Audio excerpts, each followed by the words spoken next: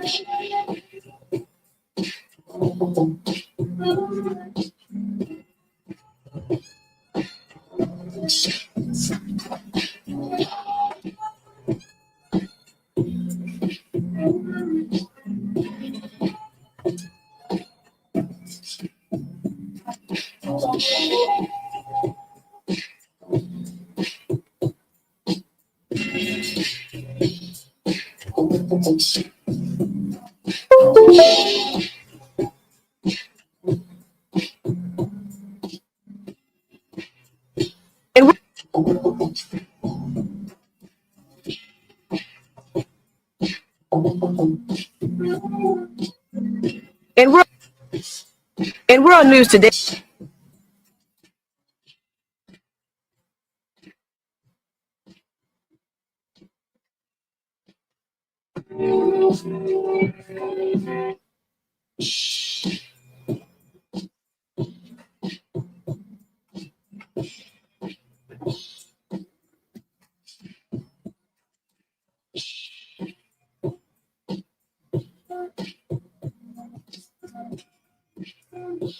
And we're on news today.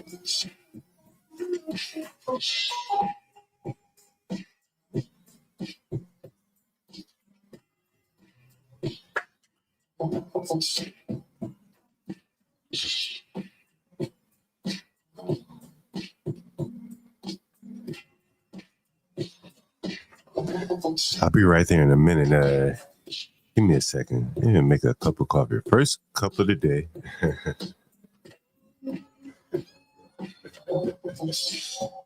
Get it going here. Shit, yeah, I'm like full of energy. I was on a panel earlier tonight. I gotta look the nigga's name up. He's a decent guy. I hope he come up next couple of days. They say he's always busy, but hopefully he get a chance to come up. I would love to talk to him.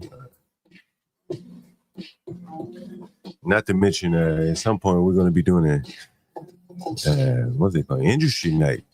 Behind the scenes, talking to some content creators. Try to get them think outside the box here.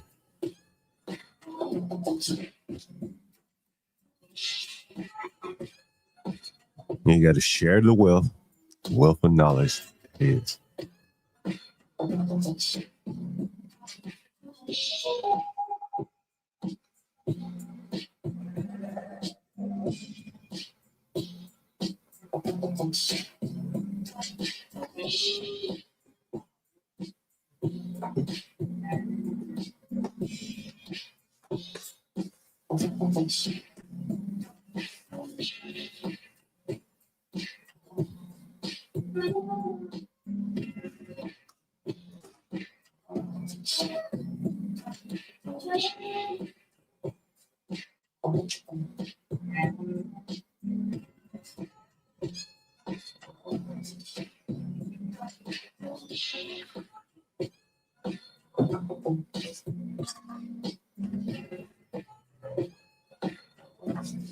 In world news today.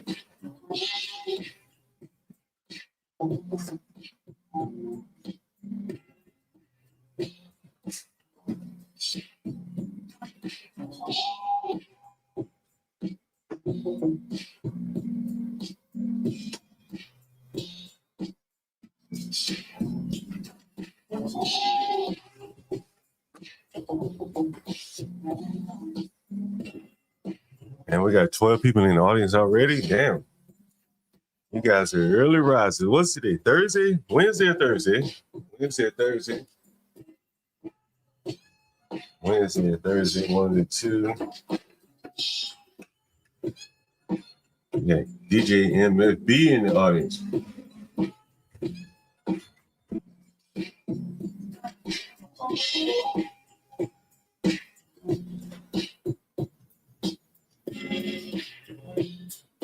If you would indulge me for a minute, you know,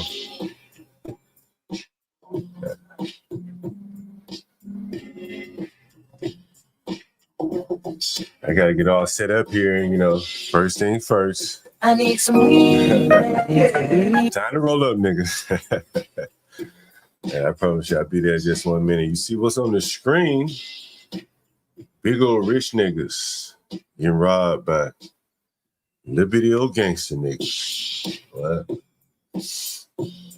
Where's the big man? Big man getting robbed by the little man. Unbelievable. Yeah, here I am walking around in the ghetto. Anybody put their hands on me? I keep, you know, I was on the panel earlier. I was like, man, like the blacks, somebody asked me, what do they need? I mean, they need a stringer bell of sorts and a big nigga like Shaquille O'Neal to go around and collect John Galt's rent. Let me put my mind to it and let him put his big body to it. Big nigga like that will work wonders for a nigga like me, John Galt. I could take a big nigga like that, take him down and make sure all the rent gets collected. But here we are, we got these niggas getting shook down by little ass gangsters. What? I see why the blacks move away. Too fucking weak to stand up to a fucking gangster ass nigga. So he move away, but he paid the shakedown fee. I couldn't imagine myself paying no fucking nigger. Some fucking gangster nigga. What? Paying some nigga, I don't even, what? I can't even imagine. Can you imagine you being rich and then you paying some gangster nigga, big you? What, nigga? We ain't even in the same spaces no more. What the fuck I'm paying you for? Shaquille O'Neal and Draymond Green. And I can't help but think about Shaquille O'Neal. You remember anyone remember this from Shaquille O'Neal? Let me see if I can find where it was. Shaquille O'Neal.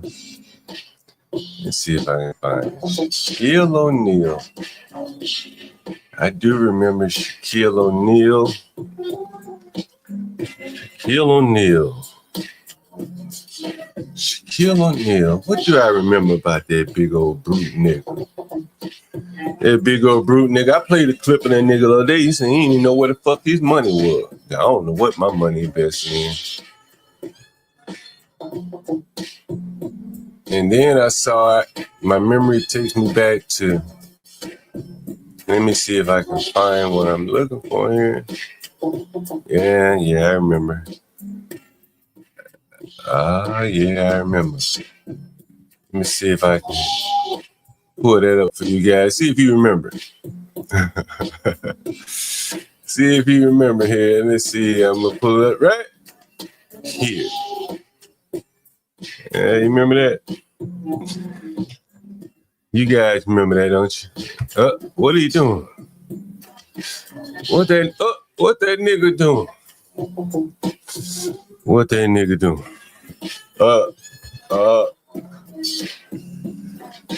Big Shaq.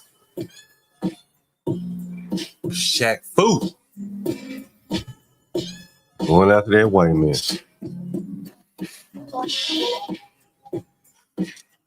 Anger, the vengeance he took out on that white man over. Wow, look at him. Jack Fu. Going after. Brad Miller, an afterthought.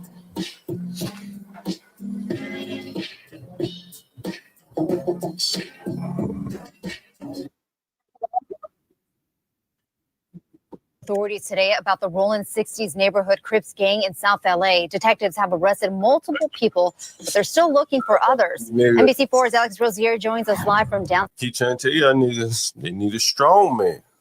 Short of that, little weak niggas will take over their neighborhoods, and that's what you see happening here. Shaquille O'Neal, nigga, big and bad enough to go after a big old 6-foot white man. And they said he been shook down, shaken down, paying the vid to Big U. Big U. Draymond Green. I remember when he knocked that light-skinned nigga out. His own teammate. Remember he knocked that light-skinned nigga? What's that nigga name? Remember he knocked that nigga out? Anyone remember he knocked that fucking nigga out? I'm pulling this shit up. What was that nigga's name? The little light-skinned nigga. Knock that nigga the fuck on out. Unbothered. He was unbothered by that little nigga and he knocked him the fuck out anyway. But Big U, ain't no lumps for Big U. These niggas ain't got no lumps for Big U. I wonder why not. Makes you wonder sometimes, don't it? It really makes you wonder sometimes. Why no lumps for Big U? Jordan Poole. Trayvon. I call that nigga Trayvon. Draymond. Whatever they knock that nigga the fuck on out. His own teammate.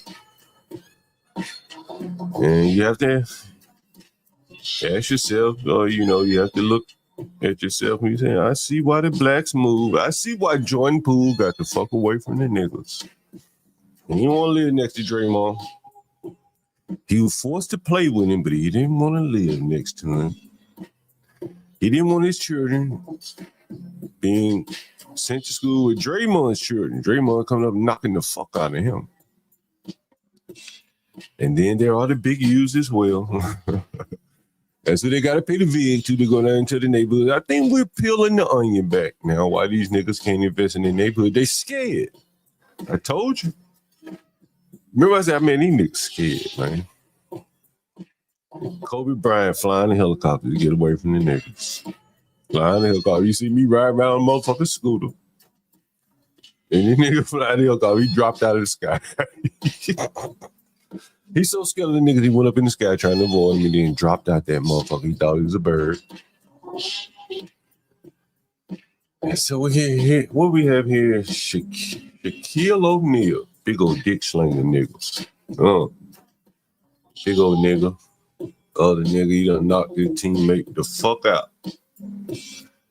Paying the vid to Big U. Ain't that about a bitch?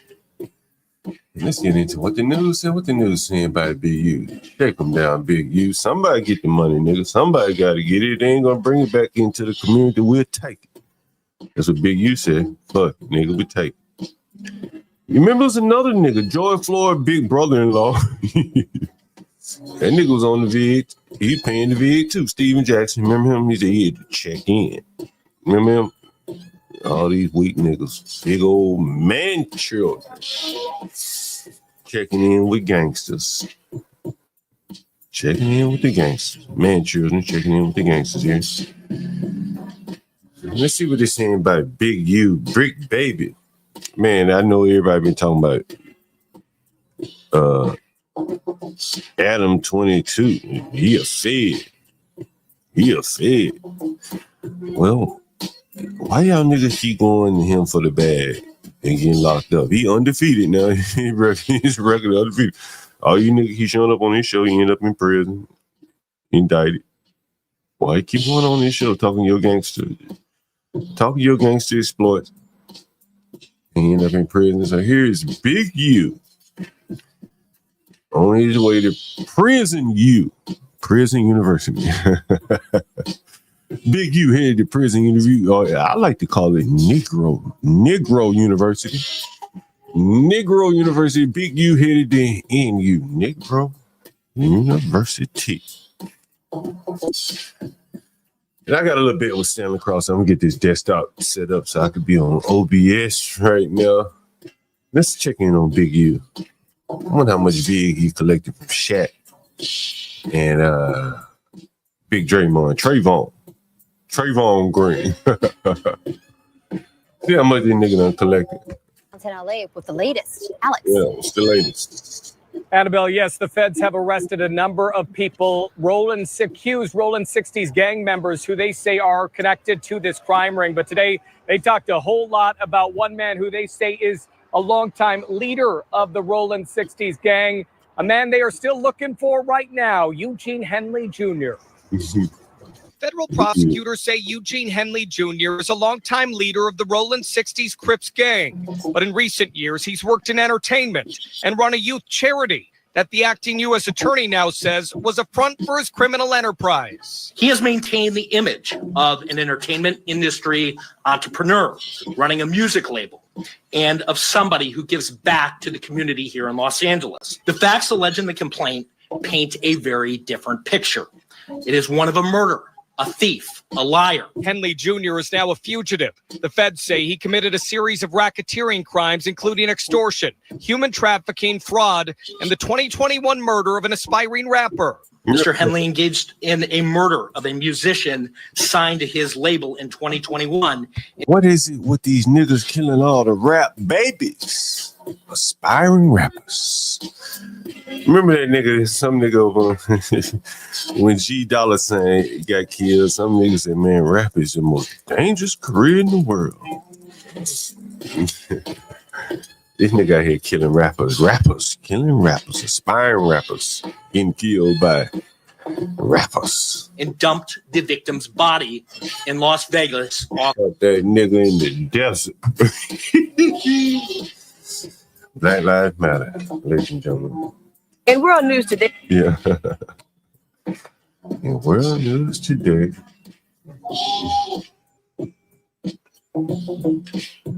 Fucking amazing. Fucking amazing. Coming to lie to you here, StreamYard. Now OBS this morning, StreamYard. I am that nigga John Galt. And I'm sitting here just mesmerized by two big old alpha niggas getting exploited by some ghetto. It looked like the nigga had some age on him too. The nigga wasn't even a young boy. Getting exploited by some nigga named Big U. What? Big U. Man, it made these niggas be all on Adam 22 and Vlad and shit, talking all their criminal exploits. And now they find themselves in prison, and so we'll see what they have to say to him. I don't even want to be on screen. I'm smoking one right now. Let's go. What is Big U? What's up, Big U? Off of the I-15 freeway. And investigators say he committed crimes while running his charity Developing Options. The nonprofit, seen here on its website, works with groups like the Crenshaw Rams youth football team and brands itself as a group that gives underprivileged. You know, I was on T-Channel tonight. And she was telling me, she said, John, I'm feeling guilty about letting my son play football. I said, what, T? The football has been taken over by, street people. The lower class people. And you see Big U right here, he running a football camp. Do you want your children playing football alongside Big U's children or Big U's football camp? Question for you. Let me know if you would or you wouldn't. And this is American Football League, ghettoized American football. And that's what you're seeing here today. Big U running a gang football a gang football camp. Big U. Privileged kids options beyond gang violence. And now he's accused of taking money meant for that group. Mr. Henley is accused of embezzling donations made by celebrities, professional athletes, and The criminal complaint says since about 2015, Developing Options has received millions of dollars from the city of LA's GRID program. From that, the court documents say Henley has drawn hundreds. I've been trying to tell you guys, like, Black America is up for the tape. It's a big pussy waiting to be fucked. Everybody getting their money. Everybody hustling off the black caucus there. Big U, he done started him a football camp, shaking down athletes and shit, rich people. They get some of the money. Go Big U. More power to you, Big U. They dumb enough to pay you. You the man for getting it. But that is what the community is boiled down to. So you kind of can see why the blacks have moved out. Like, look at this shit. Look at what they're allowed to devolve. Oh, look what they're allowed to devolve in their communities here. And Big U, shaking down our entertainers, our most successful blacks. He's shaking them down. Big U. Of thousands of dollars for his salary. that on the one hand, he's, Mr. Charity, and on the other hand, he's engaging in all this criminal conduct. Today, the FBI also arrested several other accused Rolling 60s gang members they say are tied to this crime ring. 4 of the 19 defendants were already in custody, and 10 defendants were taken into custody in the last 24 hours. During this investigation, we recovered 49 weapons, 5 pounds of methamphetamines, 10,000 fentanyl pills, and large amounts of cash. The FBI said the Rolling 60s gang is among the largest in the country, and now they are searching for who they say is one of the gang's longtime leaders, Eugene Henley Jr. If convicted of the federal racketeering charges, Henley Jr. faces a potential 20-year prison sentence. But again, he's a fugitive on the run right now. You're asked to contact the FBI if you know about his whereabouts. Reporting live, I'm Alex Rozier, NBC4 News. Good evening, everyone. I'm Carolyn Johnson. Eugene Big U Henley turned himself in today. He and more than a dozen others are facing charges. NBC4's Darsha Phillips is in the newsroom for us tonight with details on the federal indictment. Darsha. Eugene Henley, or Big U, is known as an anti-gang activist, but authorities say he is everything but that, using his prominent role in the South LA Crips gang to run a criminal enterprise. He was declared a fugitive earlier today. Henley did turn himself in, but first he recorded this video. Gonna probably be my last video. I'm going to go turn myself in to see what's going on. Eugene Henley, also known as Big U, posted this video to Instagram declaring his innocence. It's crazy, but I'm going to go turn myself in though, because I ain't did nothing. Federal authorities say the music executive used his connections to I ain't did nothing. I ain't did nothing.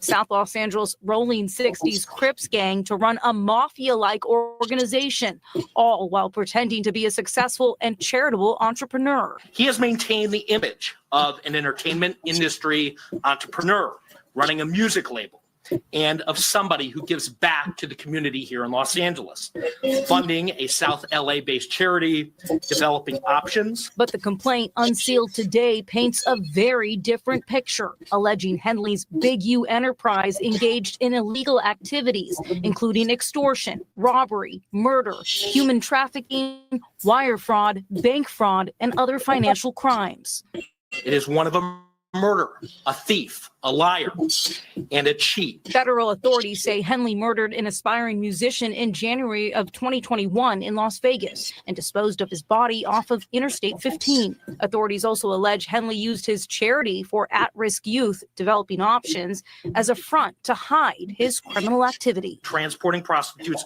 across state lines, extorting strip clubs, marijuana dispensaries, and other businesses, and fraudulently applying for COVID loans in the form of a business relief loan.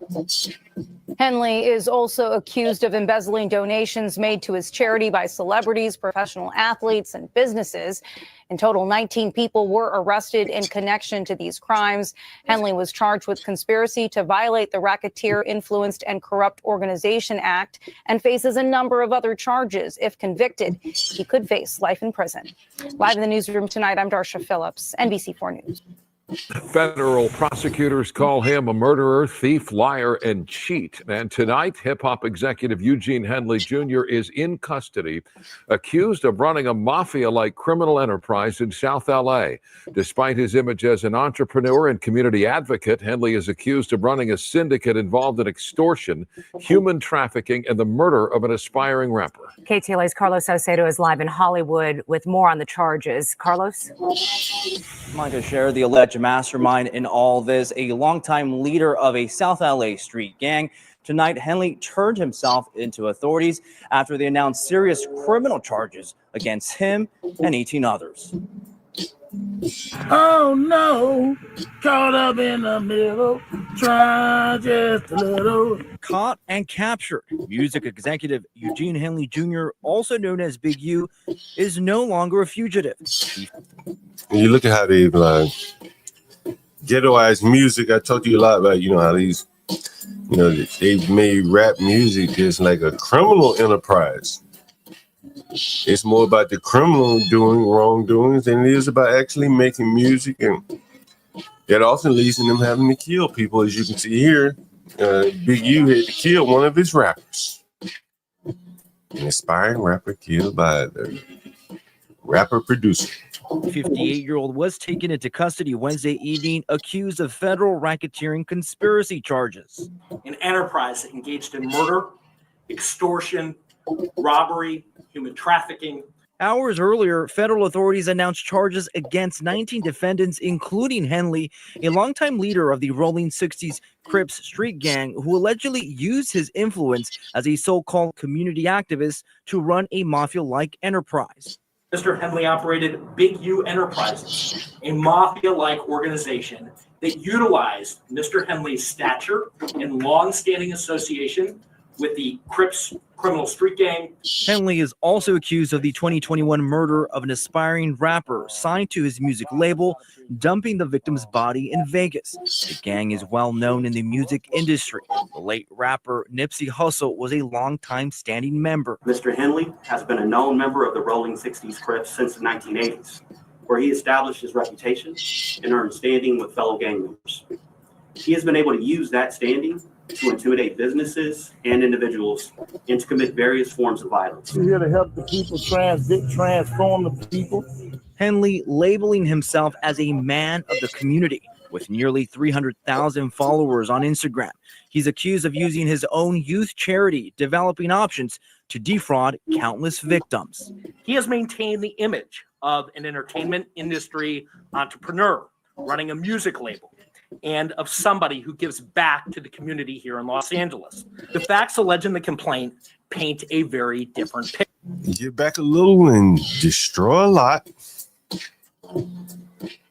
He gave back probably some turkeys on Thanksgiving while destroying families 364 days, the rest of the days out of the year. Picture. Now, 11 of Henley's associates were also arrested within the last 24 hours. Again, Henley turned himself in tonight. If convicted, he could face life in prison. Reporting live in Hollywood, Carlos Salcedo, KTLA 5 News. Carlos, thank you. One of LA's most prominent. And we'll take a look at this Sandra Rose article now. We get back to the news. Big U. A federal indictment released on Wednesday details how Rolling 60s Crips gang leader, and what does he say here? Crips gang leader Eugene Big U, he extorted professional athletes and rappers. Your rapper's favorite rapper probably was extorted by Big U. Federal agents arrested more than a dozen members of the Rolling 60s faction of the Crips gang. The LA Times reports. Let's see what the LA Times saying. Here's Nipsey Hussle with Big U. And that was him with Big U in Atlanta. Nipsey Hussle, Big U. Check-in time, niggas. Check-in time.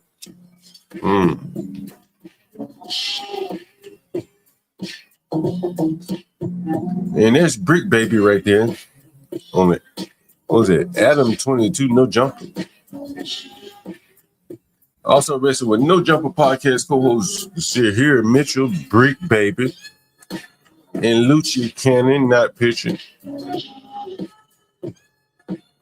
As part of the Big U's enterprise, engaged in certain activity to obtain protection from the Big U enterprise while in Los Angeles. Here it is. Individuals, including professional athletes, musicians, and others intending to conduct certain types of business in LA were required to check in with Big U prior to traveling to Los Angeles or engage in certain activities to obtain protection from the Big U enterprise. Big U ran a shakedown. Big U ran a shakedown on these rich niggas. Kudos to Big U. Make these niggas pay, Big U.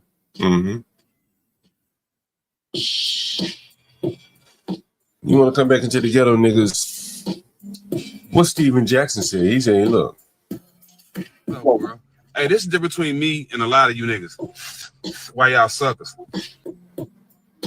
One relationship with my dad because my mama didn't demean him in no time of way. She didn't ask him for nothing. If he wasn't gonna do it, so be it. My mama made it happen.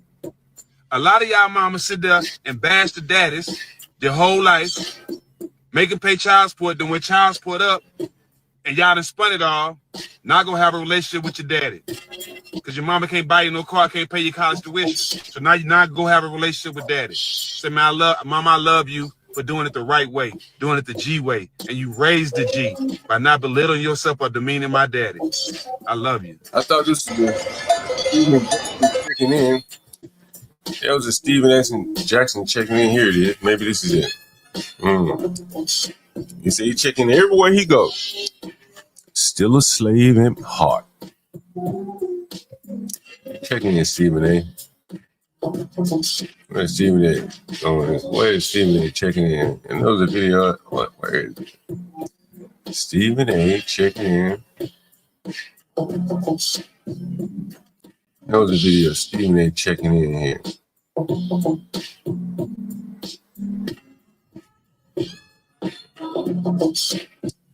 I know he checks in. Maybe someone talking about it. See what he's saying. Cam Capone checking in. Can you imagine me checking in with these dumbass blacks? Chicago, like they don't state. But as far as like feeling like you here in Chicago and because you checked in with somebody, you don't have no worries. That shit foolish. But see, he not from here, so he don't. He's saying someone right there saying, "You nigga, that's foolish." Checking in with these criminals. See what he's gonna say. They're checking in, just get actual security. Like I use, ex-LAPD guys. My main guy is ex-LAPD. If we need more than him, he'll bring in other guys. These are actual, license to carry.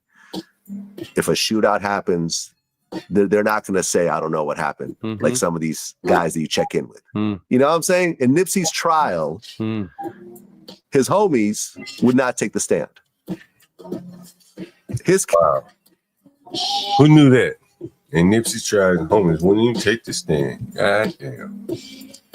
God damn. Shaquille O'Neal checking in with Brick Baby and Lucci Cannon. And just look at some of these people are checking in. Lucci Cannon, he could have checked in with me. I gave him a place to stay at least. Lucci Cannon arrested. People have lost the plot. They've lost control of the neighborhood. They're checking in with criminals. Checking in with criminals. Yeah, that's fucking amazing.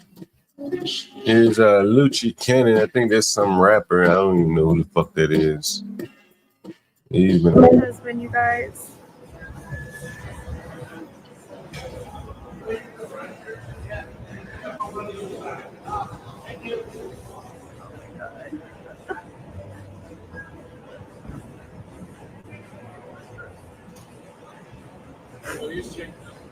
I love you, baby.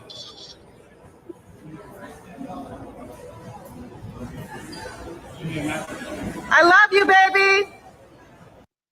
Yeah, they got him.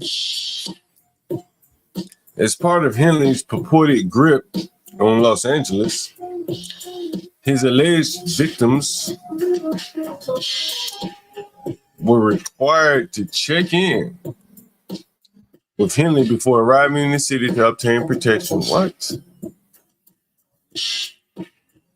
What? That is amazing. Blacks checking in is sundown towns. Blacks have created their own sundown towns. Fucking amazing.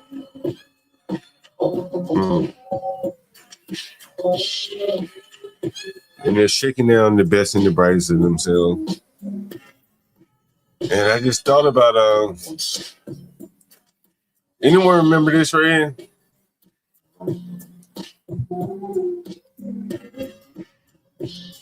Malice in the Palace. They ran all up in the stands to attack the fans. But where's the same energy when they're getting shook down by Brick Baby? Look at this shit. And they later ran up in the stands.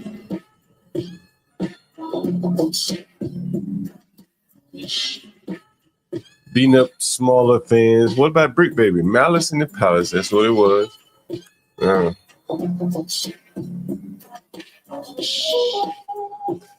The black community, as you can see, is terrorizing his own community. Rappers, there are no strong men, so the gangsters come in and fill the void. They're willing to drop them bodies. And Shaquille O'Neal and everyone else know that they must pay heed. And they get in line and they pay the check-in toll. And it is kind of amazing, you know, Steven Jackson, big black niggas that you see on the court knocking people out. Only to go check in with Big U. That is kind of amazing. It is kind of amazing. It really goes to show you why blacks have such a hard time. They're going to have a hard way to go.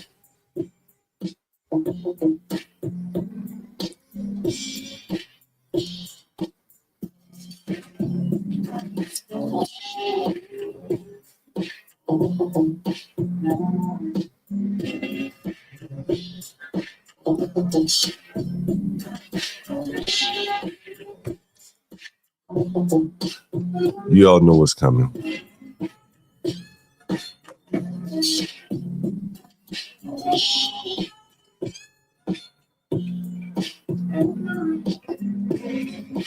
In world news today.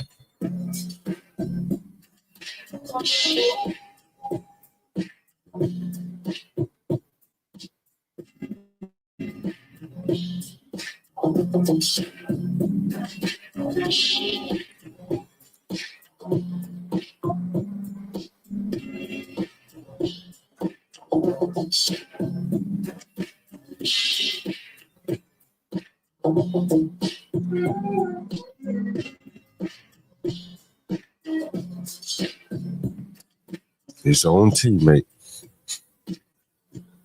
But he checks in with the gangsters. Man, it's really amazing, you know. Wears the same iron inks for the gangsters that are shaking him down. He just bends over for them. But for his own teammate, a man whom they have mutual goals, collective interests, mutual interests, he knocks him out like a piece of trash. I don't know if they won a championship since then, have they? I'm not sure. I don't know if they've won one since then. Damn, I had something I wanted to show you guys. Anyway, see if I can pull this up.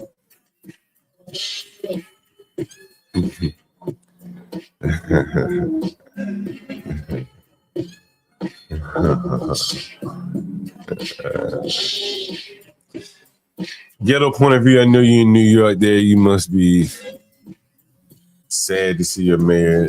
Look at your mayor. You know, real history on me. I had a shorty that lived out here. You know, used to come out taking that long A train ride, you know, in the cold. You know, love is blind, and you know, taking that long A train. I did not have a car, and one or two times I didn't have a token. So yes, I did jump off the turnstile. I'm not gonna. It's over. The statute of limitation is over. You know, real history. Here got him talking about a long lost love. Meanwhile, they got political capital, but the richest amongst them have to check in. And let's see what the news, any update in the news about Big U, Lucci. Maybe they'll mention Shaquille O'Neal. Music and community figures is now facing serious criminal charges. That's right. Federal authorities say Eugene Big U Henley led a violent criminal enterprise responsible for murder, extortion, and fraud. KCAL News anchor Gio Signaris joins us now with a story that is shocking a whole lot of people tonight. That's certainly an understatement, Juan. Susie, good evening to both of you. Authorities describing Eugene Big U Henley as a man who presented himself as an entertainment entrepreneur and a community leader. We've even reported on his charitable efforts as recently as this past Christmas. But federal investigators now say he ran what they're calling a mafia-like organization responsible for serious crimes across LA. Federal agents say Eugene Henley led what they're calling the Big U Enterprise, a criminal organization tied to the Rollin' 60s Crips street gang. According to a 107-page complaint, Henley and his associates allegedly extorted professional athletes and musicians, including NBA star Draymond Green and Lakers legend Shaquille O'Neal, persuading them to donate to his charities and later allegedly transferring the money to his personal bank accounts. The facts. There it is, right there. There it is, right there. Wow. Wow, oh wow, oh wow. What in the fuck? This motherfucker is siphoning out money from musicians, including NBA star Draymond Green and Lakers legend Shaquille O'Neal, persuading them to... Jeez Louise. As I keep trying to tell you, everyone's scalping the head of the black communities, like the rich and the poor. Down on the bottom, the Indians or whoever come up with food stamp scams that they hire in, you just fucking force them to give you the money. 6 foot, 7 foot, 8 foot. Like this nigga about 7 feet tall. Being extorted by some old gangster. Amazing. No wonder Shaquille O'Neal said he didn't know where his money was. Does anyone remember that when I played that clip? He said, man, I don't know where my money is. He said, no wonder now. Now it all makes sense. Get a point of view. Did you hear that clip where Shaquille O'Neal said he don't know where his money is? Let's see if I can find it for you. He said, I don't know where my money is, bro. Yeah. Damn, where was it? I have that clip. Shaquille O'Neal's like, I don't know where my money is. I have no idea what.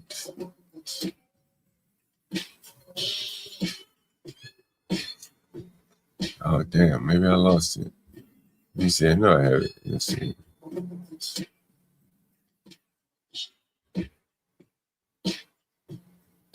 Let me see where I can find it here. Oh, yeah. Now we know. Now we kind of put some dots together here. Listen to this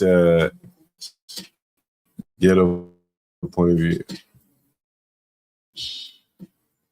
You walk into a meeting and people tell you, hey, you have a real estate company, you have this and that. I know all my investments. You have no idea what you're invested in. No, Now we know. Now we know.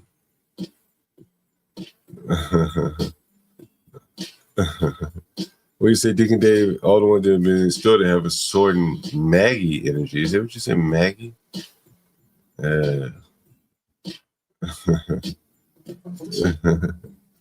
What do you say? He said, I want you guys to hear one more time. And then you think about what the ladies just said. I'm gonna play that for you again to make the connection for you. I want you to listen closely. And if you don't get the connection, you come up here on the chat. I'll explain it for you. Or if you put your questions in the chat, you come up here on the panel. I'll explain it. You put your question in the chat. I'll see if I can help you out there. So listen here, what Shaquille O'Neal said. Do you know all your investments? Cause like, no, I do not. There you go. There you go. You know all your investments? No, I do not. And I guess part of the reason why is because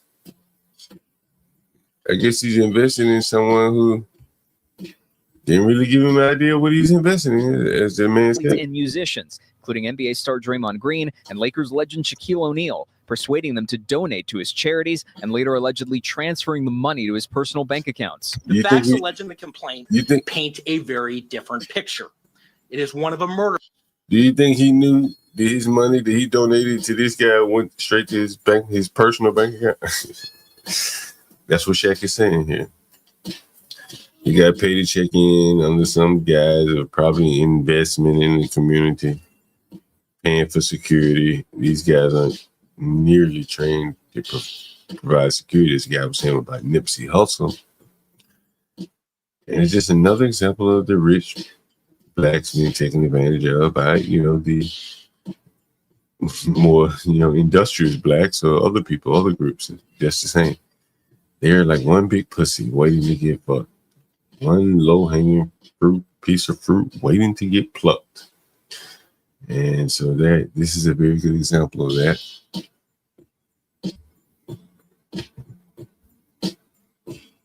A thief, a liar, and a cheat, and the criminals that enabled him. Authorities also say Henley is linked to the 2021 murder of an aspiring rapper whose body was found in the Las Vegas desert.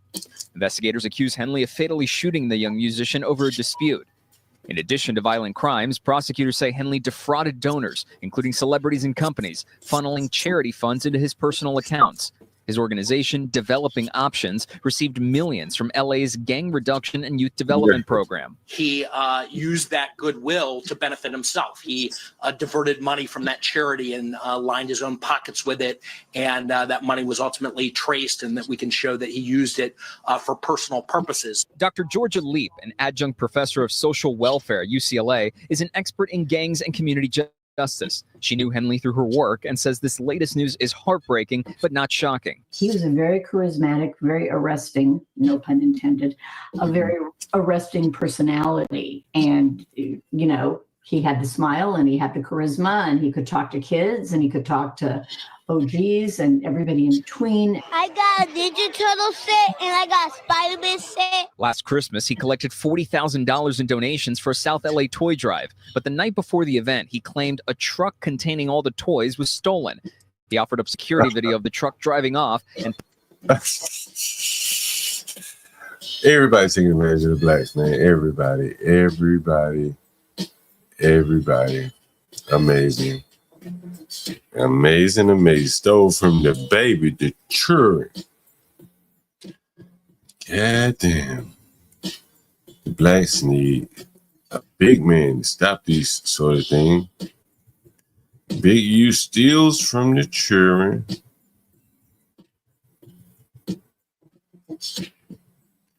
God damn. Did you guys hear that? Fucking amazing.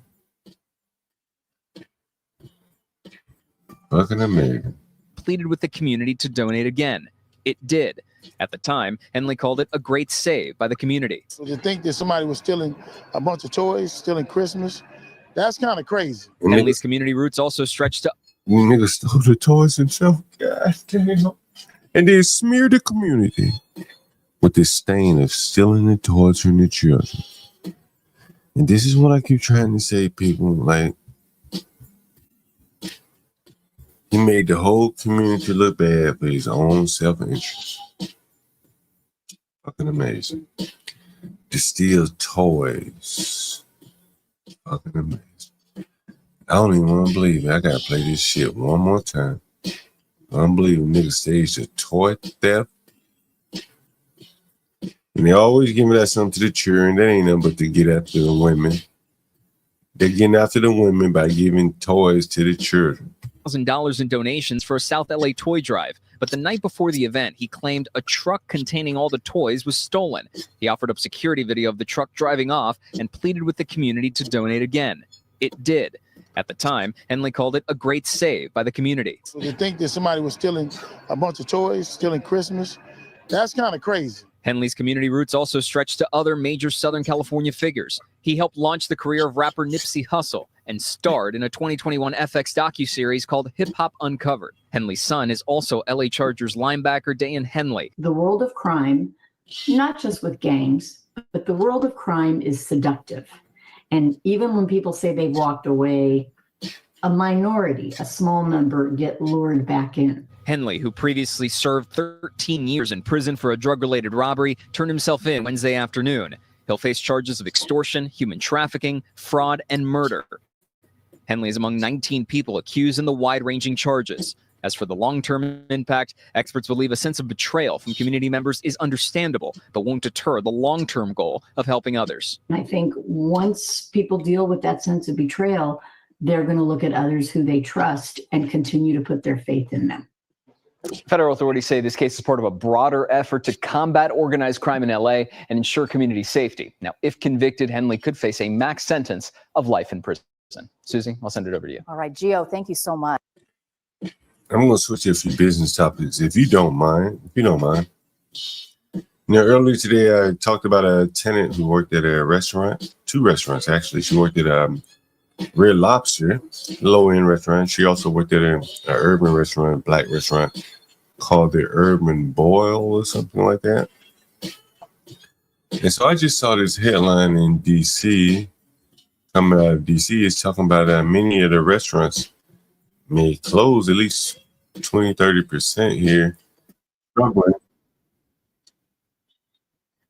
struggling with the high, the urban crowd, struggling with the high labor costs here. So let's take a listen.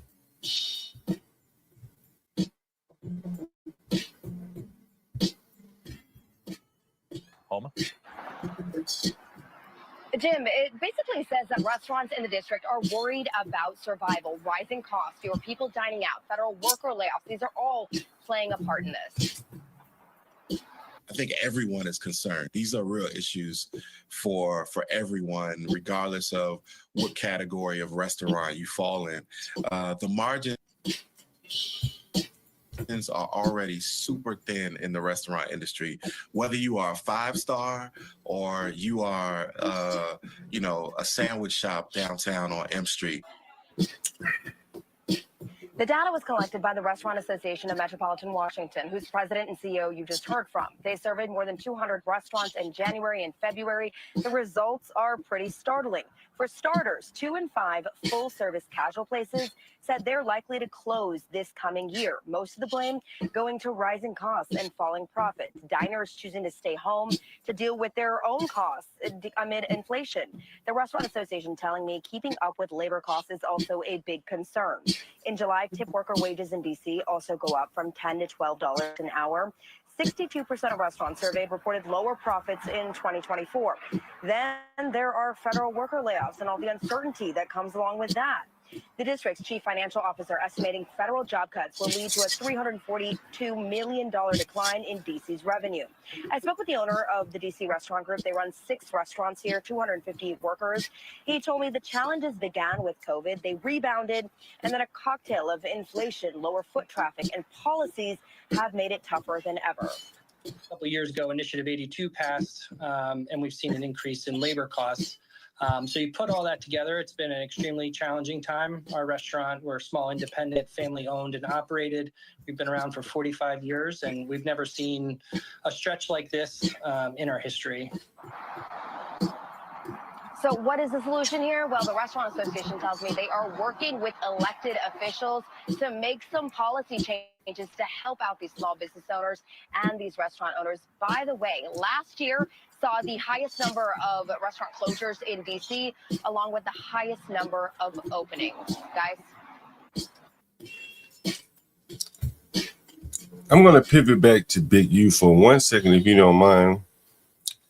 I just got an email. Someone sent me an email about this right here. It says Shaq was doing interviews with Big U. And let me see if I can play this here. I'm going to maximize my screen here. Here's Shaq doing an interview with Big U here. Take a listen. Great name. So I was going to be the first, second, and third pick. You know, I said, well, if you do, cool. I said, you know, it was my time. Ain't nothing stopping me from winning games. So but you really get old. I'm going to just, because I'm able to, if not, because you know how kids are. Like, it's just somebody in the comments, but we have to realize if they're under us, and worry about them. Like, who the kid? He's like, Kobe Brown. We're like, yeah, okay. I'm trying to get to this. 120. Yeah, 120, and all of them was dog. This is a Shaq interview with the man who's now been arrested for extortion and a bunch of other RICO-like charges. And Shaq was, well, this guy was accused of extorting Shaquille O'Neal, one of the people. Look at that payment. Nobody. So, man, look at he got all this money in chasing tail. Jesus Christ. You know nothing about it. Into the ghetto, no less. Jeez. Right? These people are amazing. Man, I live in the ghetto and don't even mess around with these women over here. He found himself in, what he said, in the jungle? What? So one of the homies pulled me aside. He said, hey, man, what stuff. And when I first get to LA, I got on all the cross color stuff. And I'm chasing this person. And I end up in the jungle. Man, listen, again, man, I live in the ghetto, man. I don't fool around. I wouldn't fool around with any of these women over here. And he done chased a woman into hell. That probably was a trap. She probably said a trap for that nigga. Come over here into the ghetto so I can rob your stupid ass. Ain't no telling how many times he been robbed like that. And he just ain't no telling. And here he is chasing tail. And he ends up having to pay extortion for your racket fee while white people on the same team come in and out of LA don't pay any. I mean, this is really, really amazing. This is really amazing, man. Like, you know, I don't know what you guys think about this. It's really said light skin with that red hair. Skin with that long. I saw color. We putting to bed all the propaganda here. These blacks would just let it roll right out of their mouth. This was 3 years ago, by the way, so this is fairly recent. Jesus Christ. If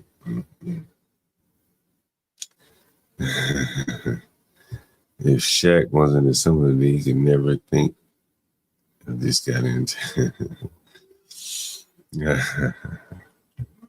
This is where the money goes, ladies and gentlemen. I mean, he got tattoos. You can't fucking read him. He's so dark. Well, what's the even point of putting yourself through the torture?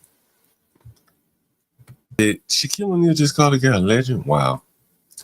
Well, here you go. Legend ripped him off. I guess he feels good about it. Anyway, guys, man, I wanted to get that out. I just happened to see it, man. we've been talking about this for a bit. Guys, make sure you hit the like button before you go. Before I go, I should say, before you leave. Anyway, make sure you hit the like button. I may get up in the morning, do an early morning stream for you guys. I just got to get my machine hooked up. I bought a gaming desktop so I can do my OBS thing there. Guys, make sure you support the channel. I really, really appreciate it. Any cash app to support Porsche, HB, Get Cracked, Stanley, and of course, me, John Galt. And our latest panelists, we're going to have Universal on. Before I go, guys, what do you think about the Universal HB and John Galt show?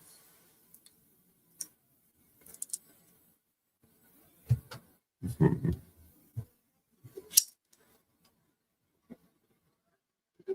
don't know where Stanley is. Kelvin. He may be live coming up at some point.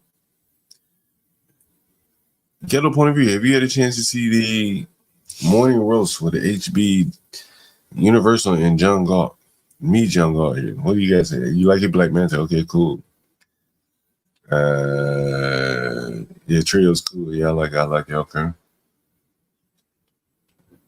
How many of you guys had a chance to hear Be Brave call in this morning? Yeah. HB, Universal, and I, we do have pretty good chemistry there. We can bounce the topics off each other and flesh them out pretty well. I don't know if you guys like Be Brave. Some of you guys, he's not for everyone's taste, but Be Brave called in yesterday morning. We had an interesting conversation, as always. Be Brave and John. So you should be able to find those clips. Oh, by the way, let me make sure I pitch the channel. Where is that here? If you have any questions while I'm here, feel free to put them in the chat and see if I can answer them to the best of my ability here. And we do have a channel here of all the latest and greatest. And that is the Urban Landlord Clips here. Be Brave is very interesting. Dig David. Where's the link? Oh, you want to join? Okay, let's see. I have about 40 minutes, Deacon Dave. I go to bed when my lady wakes up. How about that? Feel free to join here. Anyone, feel free to join here. I'll be honest, I like getting up here talking. So I don't have a set schedule like some people do. I'll jump on anytime. So you have to be on the lookout for the notification there. Deacon Dave, if you want to jump up, feel free.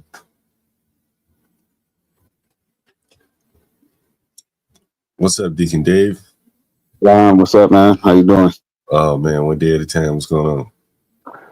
Man, I was just watching the show, and I'm like, how convinced is Shaq that this guy is on his level?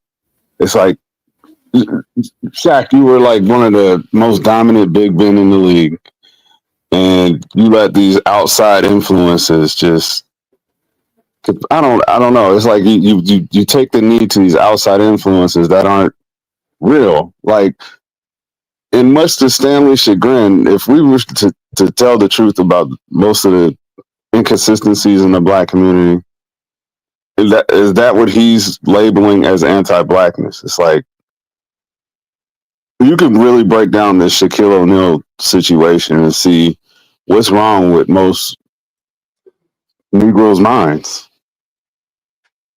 Well, as I've said recently, I think Blacks are desirous of a big man. You'll hear them say things like, back in the day when we had high-rise apartment buildings, there was less violence. More or less what they're saying is that they were like, once you concentrate Blacks, you can get some kind of organization. A big man will take hold. Someone will take over the building, some New Jack City type shit. And if he's solely interested in running his business and not raping the women and, killing people, then they can have some semblance of peace. If you remember The Wire, did you watch The Wire? Nah, see, I wasn't one of those dudes who like if it's popular, I jump off of it, man. When I used to watch Power and all that, and when I found out that it was popular, I didn't care. I cut it off, man. I'm one of those type of guys because I think that it sets like a culture for most people. It becomes the baseline. It's like remember when such and such did this in that movie. I don't want to be a part of the hive. That's what makes you part of the hive. Is when you entertain this culture and you all believe the same thing. Yeah, check this out. Let me make sure I'm sharing. Oh, I'm not sharing my screen. Yeah, this used to be one of my favorite authors, by the way. He was a contributor on The Wire. His name is George Pelecanos. He's a DC-based author, and he wrote some of The Wire. And as you can see here, Amsterdam, called Amsterdam and Other Releases, is the fourth episode of the third season of the series, The Wire. The episode was written by George Pelecanos from a story by David Simon and George Pelecanos and was directed by Ernest Dickerson. Let me see if I can see if it explains The Wire. Because I don't want to tell you. The subplot was introduced to explore the potential positive effects of de facto legalization of the illegal drug trade and incidentally prostitution within the limited boundaries of a few uninhabited city blocks. The positive benefits will reduce street crime citywide and increase outreach of health and social services. And, I point this out to say, like, I think that there's going to have to be, for not to end up with a whole bunch of blacks constantly cycling through the jail system.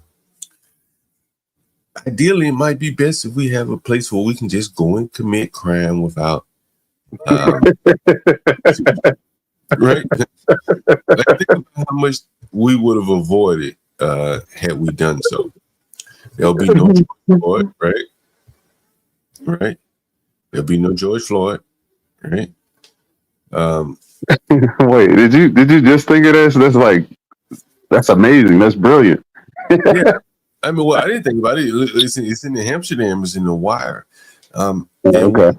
What you're seeing is cities more or less responding to that by saying, you know what, if you're driving with a tag expired, in DC, a police can pull you over as long as you put the joint out before he walks up to the car. You good.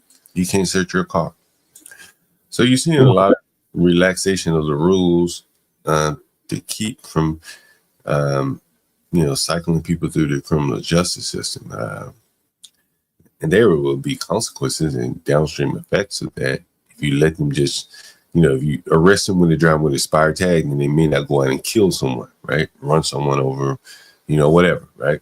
But at least it keeps the government off the hook from having to interact with that person and take them to jail, oftentimes at the most inconvenient time. When someone pulls you over and say, now it's time to go to jail, it probably ain't the time you want to go to jail. You know what I mean? So, right.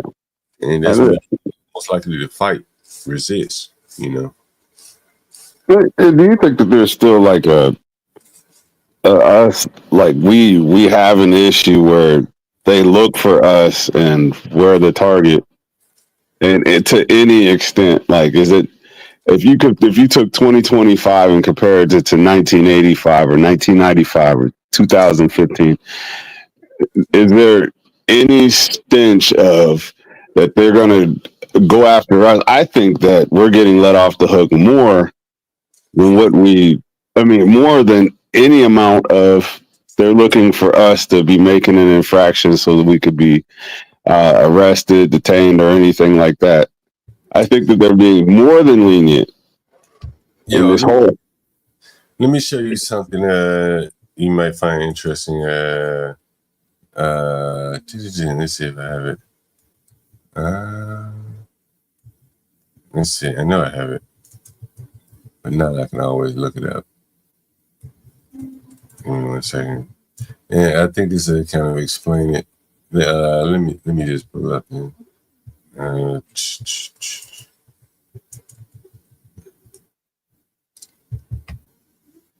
And I'm gonna do this. All right. Check this out.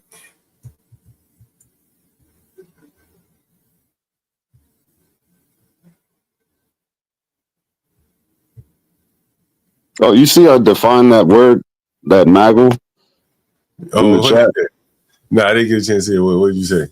It's like a thing that I have. If I see something, I can't act like I didn't see it. But like a maggle is somebody who really just is like mama first. Like dad don't matter because mom told me so. Mama this, mama that. It's like they can't stand up and be a man. I see that like Shaq really fits that. He'll say some shit like, my sons, I'll take care of my daughters, but my sons, they're going to have to struggle and figure it out.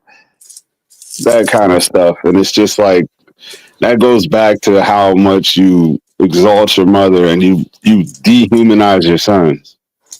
Well, you know, it's kind of like you know, like you seen it like with you know, I mentioned Young Jeezy's son.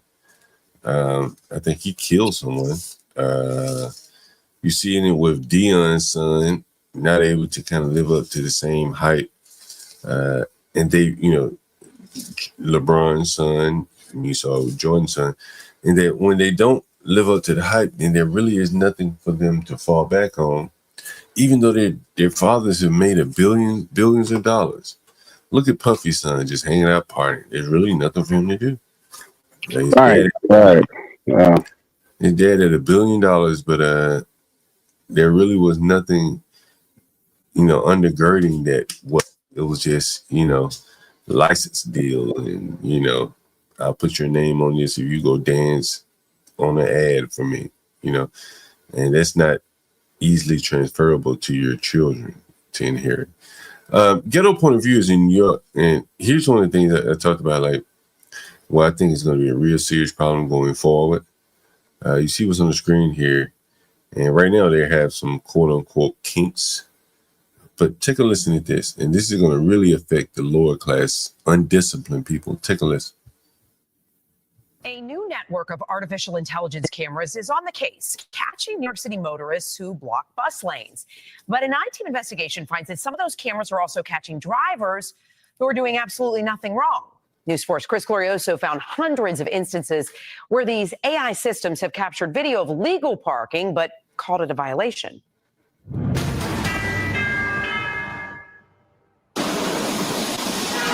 Blink and you might miss them. On the windshields of hundreds of MTA buses, mounted cameras are now searching for vehicles blocking the bus lane.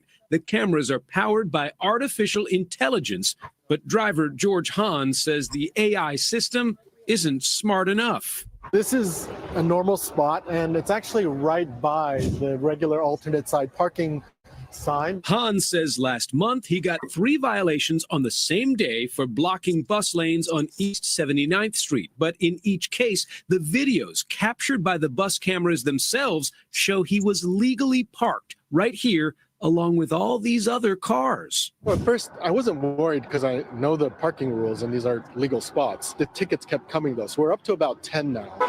Now, a vehicle illegally parked here in the red bus lane is supposed to Oops, that's happening.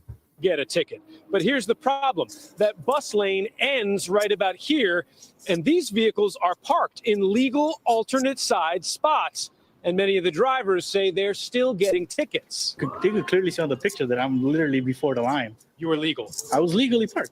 Jonathan Kuji gave us his violation notice, and it also shows his car was not parked in the bus lane. And the I-Team has learned hundreds of other drivers have been served similar mistakes. We showed these images to the MTA, and the transit agency confirmed buses on the M79 and BX35. You know, the point I'm making here is like, bro, when that AI shit roll out, the undisciplined man doesn't stand a chance. You know what I mean? Yeah, that discipline thing is huge, man. I know what you're saying, but like, yeah, it'll be something automated where it's fair across the board. You don't have the human element of giving niggas a second chance, and then, yeah, if you're crossing the line, I'm not saying as far as parking, but as far as like the criteria of a crime, there is going to be no leeway. Right. When you know, if a parking attendant is coming out, you can run to your car. But as the bus rolling down the street, this motherfucker can zap your ass from a block away. Right? And if you're good enough, they'll be able to see you before he even gets up on you to read your tag or, you know, whatever they need to do. Like this AI, and as I say, like in these very technocratic cities, New York is probably best suited to pull this kind of stuff off. It's going to be very hard for the poor man to make a living there, you know, with any leeway to make, you know, like slacking the line to make mistakes. As you can see here, I don't know if you heard this. Let me see if I can show you this again. Let me see what this guy says. Listen to what he said. This guy said he had 10 tickets in a short period of time. Listen. It also shows his car. Jonathan clearly said, coming though, so we're up to about 10 now. 10 tickets. Yeah. Like, bro, like, and you know, one of the things in New York City, these inner cities, not so much in DC, but like here in where I live, bro. This is one of the benefits of living in the ghetto. They don't write tickets over here, bro. They don't write tickets in my neighborhood. Yeah, I noticed that. When I go back to my hometown, I don't have to stop at red lights and stop at stop signs. When I moved out where I'm at now, on the way out here, I got 3 tickets. And I was so used to the inner city life that you don't realize that you're making so many mistakes. Hell yeah. It's a little loose at this motherfucker. And you know, you've heard people calling to the stream, they want to live in this city because the benefits, the explicit benefits, welfare, the implicit benefits, you can play hard and loose with the rules. You know, you can play hard and fast with the rules in the inner cities. If you're They don't get that. They don't get that concept. That is, it's so big, but people just they're like oblivious to it. Right. And so when you move away from that, it becomes really like you're moving away from your social safety net. You understand? Not that I need it. If I only speak it for me, I don't need it because I don't need it, but I benefit from it, even though I don't need it. Right? Like I get on the bus, I see a bunch of niggas ain't paying. What the fuck I'm gonna pay for? I ride for free. Right. Yeah, like ain't nobody else getting charged for it, so what the fuck I pay? So some of the benefits flow down to you, even if you don't reach out and grab them. You just get them.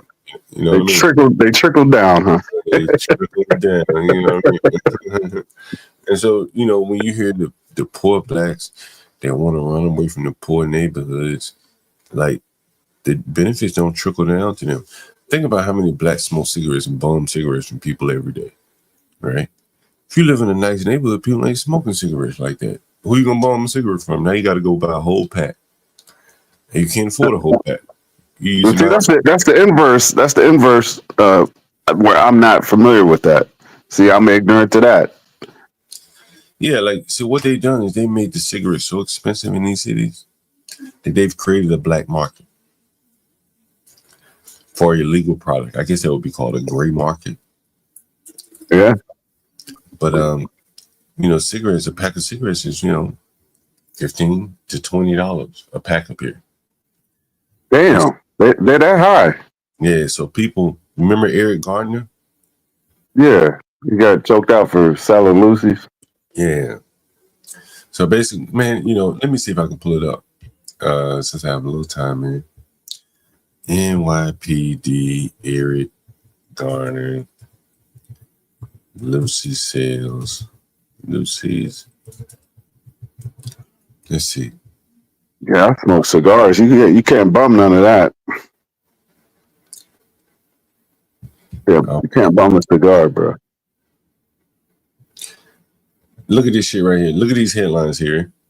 No one ever thinks about this shit, like the downstream consequences. You see this? I'm gonna maximize the screen a little bit.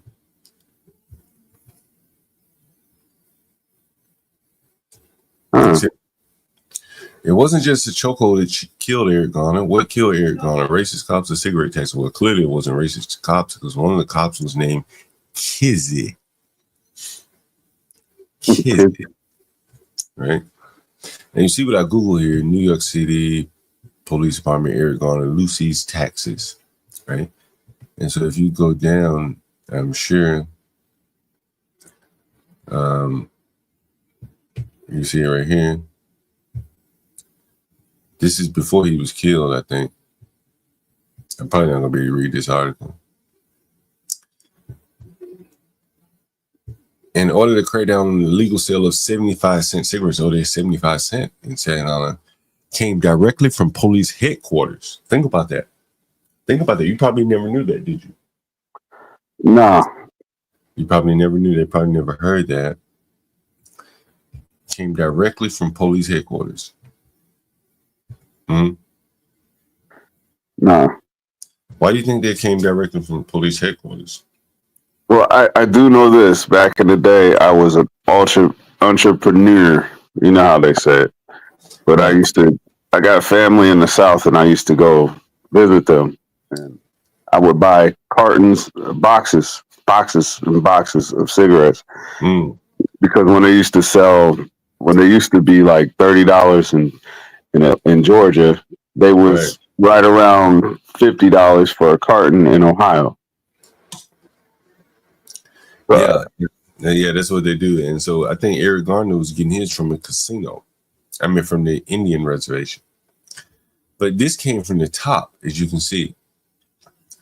And this is why, there was more or less a scramble to cover up Eric Garner, but, they needed him off of the streets. And you'll see here, the sale of Lucy's had been on Banks' radar since at least March when it was discussed at a meeting at police headquarters about quality of life issues. You should recognize this name, Chief of Department Philip Banks. You should recognize his name. He worked for Eric Adams in his administration, him and his brother, and they were summarily dismissed. Banks also conducted surveillance on Bay Street, and one of which shows 3 men believed to be involved in an illegal cigarette sale, and Garner is not in it. I think it talks about him going to the casino here. Cops spotted. Look, he was selling untaxed cigarettes. But anyway, I think this is it. At the casino, he would do that. He would go to the Indian reservation. But usually there's a casino there. But his rap sheet includes 8 arrests for possession and selling cigarettes. Right. Yeah. I mean, it's kind of just stupid, but I don't know. You would think that would be one of the minor things that you can get away with, but selling cigarettes? Well, yeah, I mean, unless he's just setting up like a lemonade stand style, You have to think about the amount of taxes that, bro, a pack of cigarettes really is probably about $3. And in New York, the city, they end up charging $14 for them, $20. So that's if you were a drug dealer and someone was undercutting your market, what would you do? You'd send your goons down to get him off your corners. And that's what New York City did. They sent their goons down to get him off the corners because he was fucking up their, the sale of their product. Look, you can see the headlines here. New York City's ordered to crack down on selling loosies. It all came down to money, bro. Look. Racist cops and cigarette taxes. Yeah, the cigarette taxes are very, very high in New York. DC too, but not as high as New York. Yeah, so he had a rap sheet a mile long for selling cigarettes. Yeah, selling cigarettes, Yeah, by the time they put their hands around his neck, they were sick of his shit. Say what? He didn't take the, opportunity to recognize that they was on to him and giving him a hard time about it. Maybe his inventory of cigarettes was so high, he was like, well, let me finish out the lot. I think they were broke as hell, man. To be honest with you, I think he was living hand to mouth. To be honest with you, he didn't, he wasn't out there making money. I was to say because it couldn't be too lucrative that you're gonna pay the rent off of cigarette money. No, not one at a time. He down at the low end of the food chain. It's probably enough for him to, buy some ramen noodles and shit like that. But not enough money for him to make a living off of. Yeah, which is crazy because now you got the example of what happened to you. Fuck with them that tax man's money. Right. That was the moral of that story, of the Eric Garner story, to me. Like, again, it went high up in the police ranks. Like, yo, this guy's selling cigarettes, and it really, he's messing with our business. And they sent the police out there to get him off the corners. And no one ever talked about, well, he wouldn't be out there if it wasn't for the high cigarette taxes. That would be no one sells Lucy cigarettes in Alabama, bro. There's no market for it. No, I'm sure they're cheap too. Right. That's what I'm saying. That's why there is no market for it. Because hold on for a second. What is this? Somebody playing in my ear. Okay. Yeah, they're too cheap, to have people out there selling Lucy's. But in New York, you can go somewhere and buy them cheaper and then bring them to New York. Hey, they got a restaurant up there in DC. It's called Legal Seafood. Is that still a thing? I don't know if it's still a thing. It probably is because it's a big restaurant chain. Not a big restaurant chain. Okay. Well, that was in contrast to that Red Lobster thing. Legal Seafood is like how many levels higher than Red Lobster? Oh, they have. I was wondering why the girl didn't go and get just go waitress at a reputable establishment.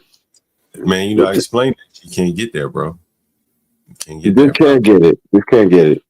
Nah, she's black, bro. She can't get there. You know what I'm saying? Like, it's very difficult. You know what I'm saying? Yeah. I Googled some of the articles about the racism in the restaurant industry. It's more or less probably about looks than anything. If you're really pretty, got a good attitude, you can get in there in front of the house. Otherwise, you're gonna be back of the house, and you're gonna have to compete with the Hispanics, and that's very difficult. That's why Hooters is shutting down because they let the back of the house come to the front of the house, and it scared all the guests away. You got to do it every time. They said we don't discriminate on weight and all that other stuff. I said, well, your Hooters, you kind of specialize in it. Oh, you man, gotta have a shape. I got something I want to show you, bro.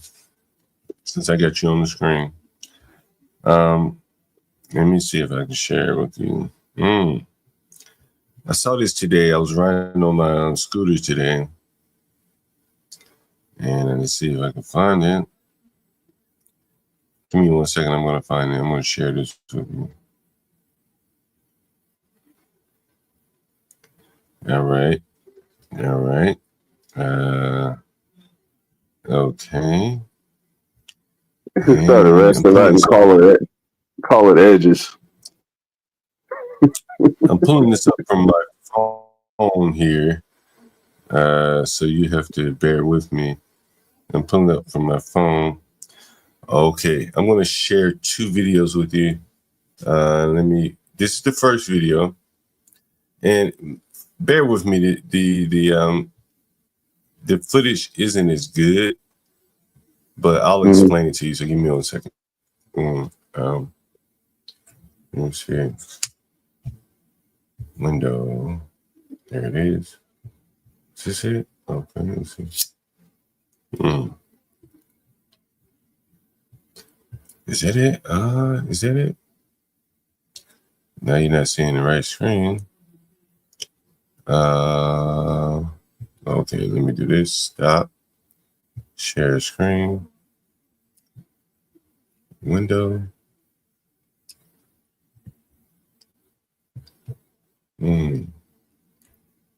Fuck is it at? It's got to be here somewhere. I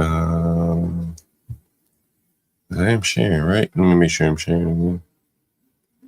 Yeah, I want you to see this. Start. Okay. All right, I got it up now. Okay. I think I got it up. There it is. Okay. Let me know if you're able to see my screen. Yeah, I can see it. Okay. All right, this is me on my scooter today. I'm going to narrate this for you. Hey, y'all know anybody named John Neal down here? So I'm at a homeless shelter. This is Martin Luther King Avenue. Let's see. This is a better view. No. Let's see if this is it. This is it right here.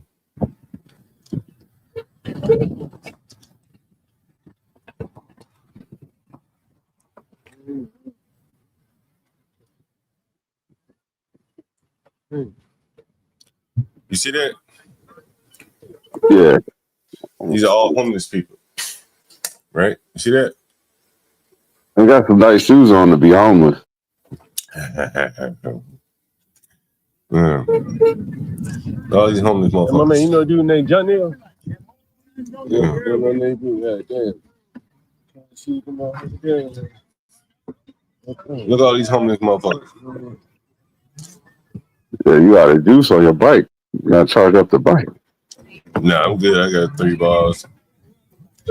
Look how noisy and loud it is. What's that they in front of? They trying to get into the shelter or something, or they just at the bus stop? Yeah, you see the security guard. He's right there in the blue shirt. You see him? Oh yeah, okay. Blue jacket, right? So this is the entrance to the shelter. So they come right outside of the shelter. There's one man leaving the entrance to the shelter. And what you'll see, I'm going to see if I turn around. And you're going to see all these blacks at the shelter. You see that? You see all them blacks out there? All blacks. Yeah, kind of copy, but yeah, I could see it. Mm-hmm. Mm. Oh man, you got to get you a what was it? You got to get you a DJI Pocket. It's discreet. Oh no shit, that's what I need to get right now. Yeah, you might need a microphone for it too, or they got a Bluetooth adapter and a microphone. But you can control which way it's looking, and you can lock in on something before you approach it. No shit. Oh, I need to get one. Look at it. And look at this shit. This right outside. Look at all them niggas out there. Then I roll up on these niggas. Hey, y'all know anybody named John Neal down here? Look at that nigga. Nodded the fuck out. He's sleep. OG. Look at all the trash. God damn. You see all the trash? Yeah, man. Damn. Just, I mean, no incentive to do it. I mean, to clean it up. You got people just loitering and shit. They're gonna sling it. They're gonna throw it over the fence. They're gonna crush a tall boy or something. Just throw it over the fence, man. Now I got something gonna blow your mind, bro. Now remember, this is Martin Luther King Avenue. Of course. All right. I'm on my scooter. And I'm making my way. See me making my way. Mm-hmm. Hey, y'all know anybody named John Neal down here? Now I'm at the Popeyes on Martin Luther King.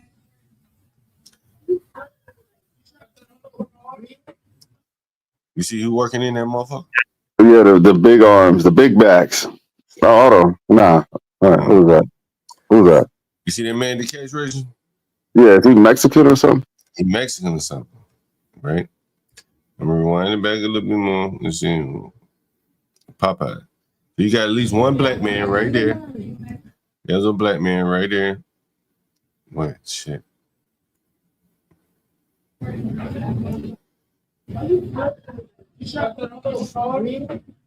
So it's 2 black women, 2 black people, a sister gal, and a black man. You can kind of see him right there. And everybody else in that Spanish, bro. That's in the fucking Popeyes and Martin Luther King and Malcolm X. That's kind of amazing. Yeah, man, they taking the work. They taking the work from them people trying to get into the shelter. Look at this shit. Look. There's the sister gal right there.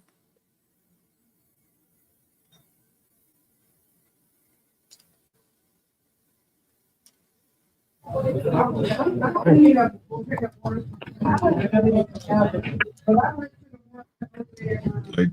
they not even working in their own fucking Popeyes, bro. Like, most of them motherfuckers live right there. They can walk to work. Crazy. Crazy. Necessary, bro. All them homeless people within 2 blocks of the damn Popeyes. And none of them take the incentive to go down there and get the damn job. Like, that's really fucking amazing.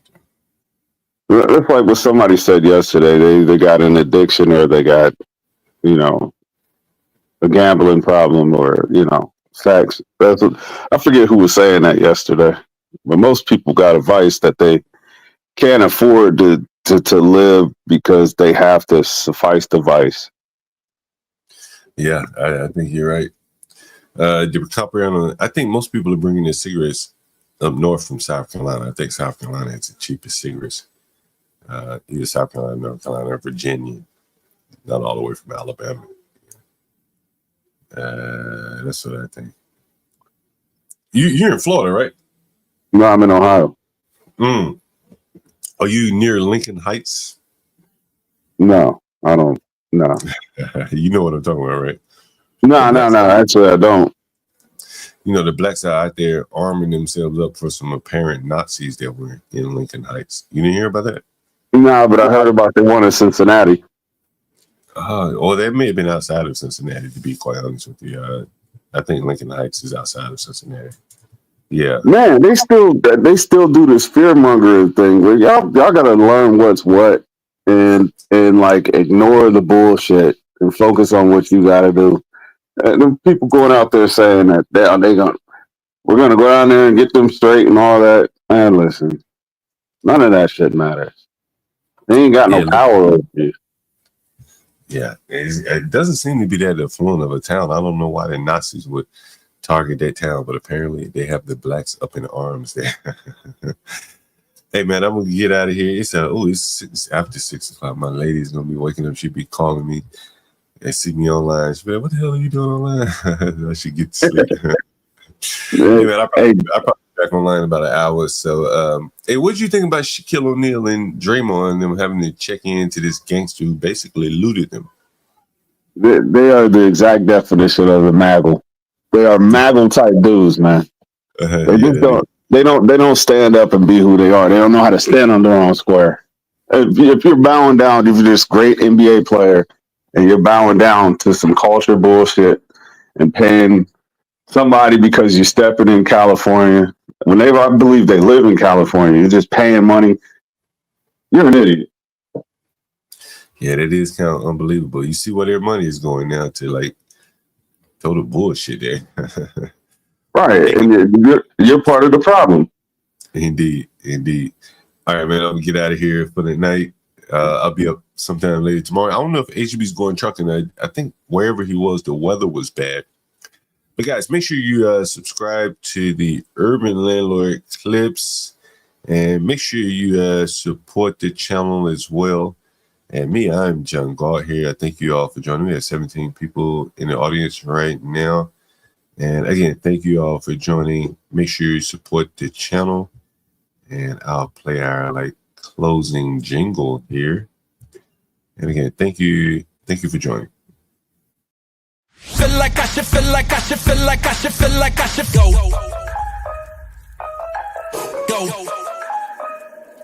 Like I should go. Like I should feel like I should.